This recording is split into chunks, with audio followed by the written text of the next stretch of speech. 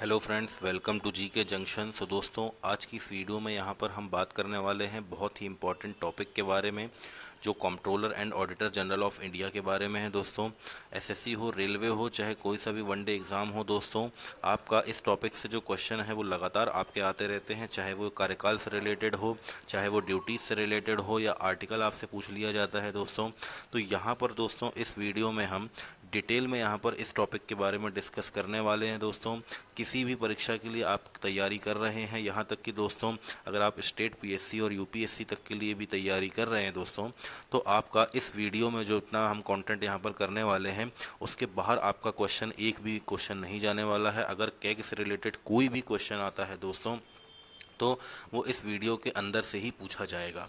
Okay, तो detail में यहाँ पर हम डिस्कस करेंगे कंट्रोलर एंड ऑडिटर जनरल के बारे में। दोस्तों, इस वीडियो के बाद आपको दोबारा ये टॉपिक पढ़ने की बिल्कुल भी ज़रूरत नहीं है। तो चलिए दोस्तों, आज की हम अपनी वीडियो जो है वो यहाँ पर स्टार्ट करते हैं। सबसे पहले देखते हैं दोस्तों introduction controller and auditor general का।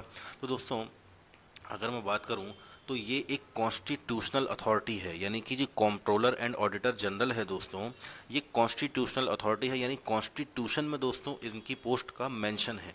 ठीक है, तो जो कॉन्स्टिट्यूशन में मेंशन होता है दोस्तों जिस पोस्ट का, उसे हम कॉन्स्टिट्यूशनल पोस्ट कहते हैं, यानी कॉन्स्टिट्यूशनल अथॉरिटी कहते हैं।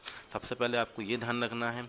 और आर्टिकल की बात करें दोस्तों, तो 148 से 151 तक जो आर्टिकल्स दिए हुए हैं वो हमारे कंट्रोलर एंड ऑडिटर जनरल के बारे में दिए हुए हैं। ओके, और अगर बात करें दोस्तों, तो ये सुप्रीम ऑडिट इंस्टीट्यूशन है, यानी कि जो सबसे बड़ा ऑडिट करने वाला इंस्टीट्यूशन है। यानी अगर सबसे बड़ा ऑडिटर कहें हम दोस्तों देश का, तो वो हमारा कंट्रोलर एंड ऑडिटर जनरल ही यहाँ पर होता है, यानी सबसे बड़ी ऑडिट अथॉरिटी है ये देश के अंदर। ओके, ये आपको यहाँ पर ध्यान रखना है। ये इनका परिचय हो गया दोस्तों, अकाउंट्स को ऑडिट करते हैं ये। ओके, ये आपको ध्यान रखना है। चलिए आगे देखते हैं। फिर आगे देख लेते हैं दोस्तों कि जो आर्टिकल्स हैं हमारे, अभी हमने देखा 148 से 151 के अंतर जो है दोस्तों, ये कैग का मेंशन किया गया है, यानी कंट्रोलर एंड ऑडिटर जनरल का मेंशन किया गया है। तो हम एक एक करके सारे आर्टिकल्स यहाँ पर देख लेते हैं, क्योंकि दोस्तों पहले आपके एग्ज़ाम में केवल आर्टिकल 148 के बारे में पूछा जाता था कि 148 में किसका प्रावधान दिया गया है।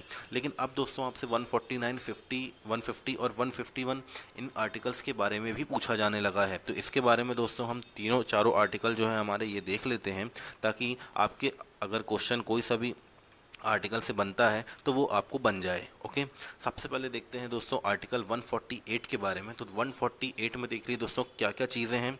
सबसे पहला है अपॉइंटमेंट। ओके, अपॉइंटमेंट दिया गया है दोस्तों, सबसे पहले अपॉइंटमेंट दिया गया है आर्टिकल 148 में। उसके बाद इनकी ओथ दी हुई है दोस्तों। फिर सैलरी के बारे में दिया है, और इनका रिमूवल, यानी इनको हटाना, इनकी रिमूवल प्रोसेस क्या होगी उसके बारे में दिया हुआ है। तो चार चीज़ें आपकी 148 में दी हुई है। अपॉइंटमेंट दिया हुआ है, ओथ दिया हुआ है, सैलरी दी हुई है, और रिमूवल दिया हुआ है। ये आपको ध्यान रखना है। फिर आपके आर्टिकल 149 में दोस्तों ड्यूटीज़ एंड पावर्स दी हुई है, यानी कर्तव्य और उनकी जो शक्तियाँ होगी, क्या क्या पावर्स उनके पास होगी, उनकी ड्यूटीज़ क्या क्या है, ये दिया हुआ है आर्टिकल 149 में। वो आर्टिकल 150 में दोस्तों सरकारी खातों का प्रारूप दिया हुआ है, यानी फॉर्म ऑफ अकाउंट्स दिया हुआ है कि किन किन अकाउंट्स का वो ऑडिट कर सकते हैं दोस्तों। ओके, फिर आर्टिकल 151 में ऑडिट रिपोर्ट्स, यानी कि ऑडिट करने के बाद जो ये अपनी रिपोर्ट तैयार करेंगे, ऑडिट रिपोर्ट तैयार करेंगे, ये किसको सौंपेंगे, कैसे सौंपेंगे, ये सारी चीज़ें जो हैं दोस्तों वो आर्टिकल 151 में यहाँ पर आपकी दी हुई है। ओके, तो ये चारों आर्टिकल आपको यहाँ पर ध्यान रखना है दोस्तों, बहुत ही इंपॉर्टेंट आर्टिकल्स हैं ये। ओके, जिसमें से ये सबसे ज़्यादा इंपॉर्टेंट है, क्योंकि इसमें चार चीज़ें दी हुई है दोस्तों। अगर आपसे पूछ लें कि रिमूवल जो है, रिमूवल कौन से आर्टिकल में, वो भी 148 में। अपॉइंटमेंट किस में है, वो भी 148 में। ओथ और सैलरी किस में है, वो भी 148 में है। ओके, चलिए नेक्स्ट देखते हैं दोस्तों हम अपना। नेक्स्ट है दोस्तों अपॉइंटमेंट। ओके, अभी हमने अपॉइंटमेंट के बारे में बात की, आर्टिकल 148 जो है वो इसके बारे में बताता है। तो अपॉइंटमेंट जो है दोस्तों इनका किसके द्वारा किया जाता है, तो इनकी जो नियुक्ति है दोस्तों वो प्रेसिडेंट ऑफ इंडिया के द्वारा की जाती है, यानी भारत के राष्ट्रपति जो हैं दोस्तों वो इनका अपॉइंटमेंट करते हैं। ओके, ये आपको ध्यान रखना है। फिर टेन्योर की बात करते हैं, इनका कार्यकाल कितना होता है।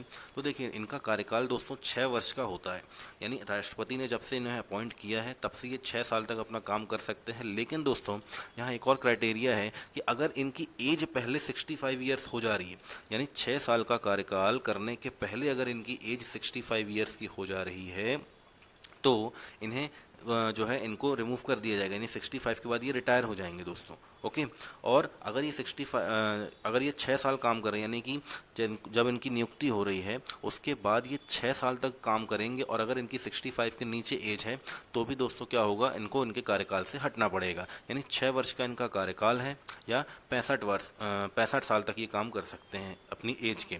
जो भी पहले हो जाता है, यानी अगर उनके 65 साल पहले हो जाते हैं तो पहले रिमूव कर दिया जाएगा, फिर वो 6 वर्ष का कार्यकाल पूरा नहीं कर पाएंगे। और अगर 65 के पहले है तो पूरा 6 वर्ष का कार्यकाल इनका पूरा होने के बाद इन्हें जो है रिमूव कर दिया जाएगा। ओके, चलिए नेक्स्ट देखते हैं फिर दोस्तों हम। नेक्स्ट है हमारा दोस्तों रिमूवल। इनका रिमूवल कैसे होगा ये आपको ध्यान रखना है। देखिए बहुत इंपॉर्टेंट है, ये पूछ लिया जाता है आपसे।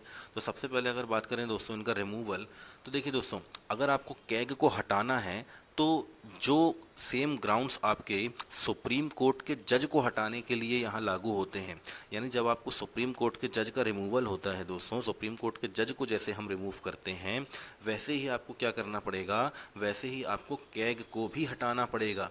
यानी कैग के रिमूवल की प्रोसेस भी सेम है सुप्रीम कोर्ट के जज के रिमूवल की प्रोसेस के, और सेम ग्राउंड्स पर ही दोस्तों इनको क्या किया जाता है, रिमूव किया जाता है। और ग्राउंड्स कौन कौन से होते हैं दोस्तों, तो ग्राउंड्स होते हैं आपके मिसबिहेवियर करना, यानी कि मिसबिहेव करना, यानी कि उन्होंने आचरण सही ना हो उनका। ओके, ये ध्यान रखना। और इनकेपेसिटी, यानी कि वो जो पद धारण उन्होंने किया हुआ है वो उसके लिए इनकेपेबल है, यानी कि कैपेबल नहीं है। ओके, इस आधार पर भी दो है दोस्तों इनको यहाँ पर हटाया जा सकता है। तो ये दो आधार है दोस्तों, एक प्रूव्ड मिसबिहेवियर और एक इनकेपेसिटी। ये दो आधार आपको यहाँ पर ध्यान रखना है कि इन दो आधार पर इनको, जैसे सुप्रीम कोर्ट के जज को रिमूव किया जाता है उसी आधार पर इनको दो है दोस्तों हटाया जा सकता है। ओके, चलिए नेक्स्ट देखते हैं फिर हम। नेक्स्ट है दोस्तों इनके सैलरी और सर्विस कंडीशंस क्या होती है। तो सबसे पहले अगर बात करें तो दोस्तों इनकी जो सैलरी डिसाइड होती है वो पार्लियामेंट के द्वारा डिसाइड होती है, यानी पार्लियामेंट जो है वो इनकी सैलरीज डिसाइड करती है कि कितनी सैलरी होगी, कैसी होगी। ये एक बहुत इंपॉर्टेंट आ जाता है दोस्तों आपके लिए टर्म, कि इनकी salary consolidated fund of India, यानी भारत की संचित निधि से इनका वेतन दिया जाता है दोस्तों। भारत की संचित निधि यानी कंसोलिडेटेड फंड ऑफ इंडिया से इनकी जो है वो सैलरी यहाँ पर बनती है। ओके, आर्टिकल 266 है भारत की संचित निधि, ये आपको ध्यान रखना है। ओके, और दोस्तों कैनॉट भी चेंज, देखिए सर जो कंडीशंस हैं दोस्तों, ओके, यानी कि अगर कैग का अपॉइंटमेंट हो जाता है उसके बाद दोस्तों आप उनकी सर्विस कंडीशन में चेंज नहीं कर सकते। यानी जो उनकी सर्विस कंडीशंस हैं, अगर ऐसा होता है कि जैसे किसी कैग का अपॉइंटमेंट कर दिया गया उसके बाद कैग के जो नियम हैं दोस्तों, यानी जो शर्तें हैं, सेवा शर्तें हैं, उसमें अगर कोई प्रतिकूल परिवर्तन किया जाता है, यानी कि कुछ परिवर्तन किया जाता है, तो वो जो कैग की नियुक्ति हो गई है उस पर वो लागू नहीं होंगे। ओके, ये आपको ध्यान रखना है। ठीक है, नियुक्ति के बाद नहीं होगा। अगर नियुक्ति के पहले किया गया है तो फिर जो है कंडीशंस पार्लियामेंट के द्वारा डिसाइड करी गई है या परिवर्तन किया गया है उसको जो है दोस्तों वो मानना पड़ेगा। ओके, ये आपको यहाँ पर ध्यान रखना है। चलिए नेक्स्ट देखते हैं दोस्तों फिर। नेक्स्ट है दोस्तों इंडिपेंडेंस ऑफ सीएजी, यानी सीएजी की स्वतंत्रता कहाँ कहाँ पर होती है और कैसे होती है। तो ये देखिएगा, सबसे पहले एक तो हटाने की कठिन प्रक्रिया है, वही मैंने आपको बताया। सुप्रीम कोर्ट के जज को हटाने की प्रक्रिया जो है वो है सीएजी की, तो सुप्रीम कोर्ट के जज को हटाने की प्रक्रिया जो है वो काफ़ी कठिन होती है पार्लियामेंट के थ्रू, है ना, ये आपको मालूम है। वेतन जो है वो कंसोलिडेटेड फंड ऑफ इंडिया से आता है। ओके, और सेवा शर्तों यानी सर्विस कंडीशंस इनकी प्रोटेक्टेड रहती है। ठीक है दोस्तों, और जो इम्पोर्टेंट है वो है दोस्तों ये बाकी अगर इनका रिटायरमेंट हो जाता है उसके बाद ये किसी भी सरकारी पद को धारण नहीं कर सकते। ये बहुत ही इंपॉर्टेंट चीज़ है दोस्तों, ये आपको ध्यान रख लिएगा। यानी कि अगर एक बार सीएजी रिटायर हो जाते हैं उसके बाद ये किसी भी सरकारी पद के लिए एलिजिबल नहीं होते हैं, यानी किसी भी सरकारी पद को धारण नहीं कर सकते। तो ये भी आपको यहाँ पर ध्यान रखना है दोस्तों। ओके, चलिए नेक्स्ट क्वेश्चन है, मतलब नेक्स्ट है हमारा function of CAG. Function of CAG की बात करें, सीएजी करते क्या क्या है दोस्तों, तो देखिएगा बहुत इंपॉर्टेंट है। सबसे पहला तो वित्तीय लेखा परीक्षा करते हैं, यानी फाइनेंशियल ऑडिट करते हैं सरकार का। फिर है कंप्लाइंस ऑडिट। ओके, नियम और के कानून, यानी कि नियम कानून के तहत यहाँ पर खर्चा हो रहा है फंड्स का कि नहीं हो रहा है। परफॉर्मेंस की बात करें कि जो आपका फंड है वो जिस चीज़ के लिए एलोकेट किया गया है क्या उस काम में लग रहा है कि नहीं लग रहा है, वो परफॉर्मेंस ऑडिट के अंतर्गत आ जाता है। फिर रेवेन्यू ऑडिट होता है दोस्तों, कितना सरकार के पास पैसा टैक्स के थ्रू आया, कहाँ आया, कैसे आया, वो सारी चीज़ें रेवेन्यू ऑडिट में आ जाती है। फिर जो गवर्नमेंट कंपनीज़ हैं उनका ऑडिट करने की भी शक्ति जो है दोस्तों वो कैग के ही पास है। और जिन ऑटोनॉमस बॉडीज़, कुछ ऑटोनॉमस बॉडीज़ जो है दोस्तों, अगर उनका जो ऑडिट है वो सरकार के हाथ में है कि अगर सरकार को उनका ऑडिट करना है, यानी सरकारी ऑडिट के अंतर्गत वो आ जाती हैं अगर ऑटोनॉमस बॉडीज़, तो उनका भी ऑडिट कौन करेगा, उनका भी ऑडिट करेगा कंट्रोलर एंड ऑडिटर जनरल। तो ये दोस्तों जो 6 फंक्शंस हैं आपके, ये 6 फंक्शंस दोस्तों किसके हैं, कैग के हैं, कैग के कार्य हैं ये सीएजी के। ठीक है, ये भी आपको यहाँ पर ध्यान रखना है। ओके, चलिए नेक्स्ट देखते हैं। फिर नेक्स्ट जो है दोस्तों रिपोर्ट्स है। ओके, अब सब बहुत ध्यान से देखिएगा, बहुत इंपॉर्टेंट है।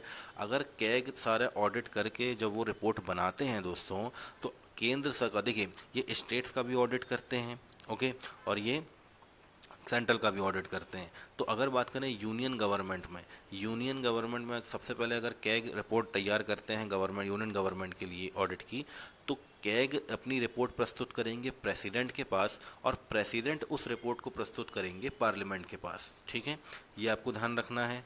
फिर स्टेट गवर्नमेंट के लिए अगर बात करें तो कैग रिपोर्ट देंगे गवर्नर को, और गवर्नर देंगे स्टेट लेजिस्लेचर को। अब देखिए स्टेट लेजिस्लेचर में दो चीज़ें आ जाती है आपकी, है ना, एक आपका विधानसभा आ जाता है, ओके, यानी स्टेट लेजिस्लेटिव असेंबली आ जाती है, और एक स्टेट लेजिस्लेटिव काउंसिल आ जाती है। ओके, तो टोटल 6 ही राज्य हैं हमारे पास दोस्तों जहाँ पर स्टेट लेजिस्लेचर 2 सदन का है ना, जहाँ अपनी लेजिस्लेटिव काउंसिल भी है। ओके, बाकी सब में एक सदनी ही जो है स्टेट लेजिस्लेटिव असेंबली ही बस है यहाँ पर। ठीक है, तो ये क्रम ध्यान रखिएगा। सीएजी सबसे पहले प्रेसिडेंट को रिपोर्ट देंगे, और प्रेसिडेंट जो है वो पार्लियामेंट को देंगे, और वहीं राज्य की बात आ जाएगी तो कैग गवर्नर को देंगे, और गवर्नर किसको देगा दोस्तों, स्टेट लेजिस्लेचर को देगा। ठीक है, ये भी आपको यहाँ पर ध्यान रखना है। चलिए नेक्स्ट देखते हैं फिर दोस्तों। नेक्स्ट है दोस्तों देखिए पब्लिक अकाउंट्स कमेटी के बारे में दोस्तों।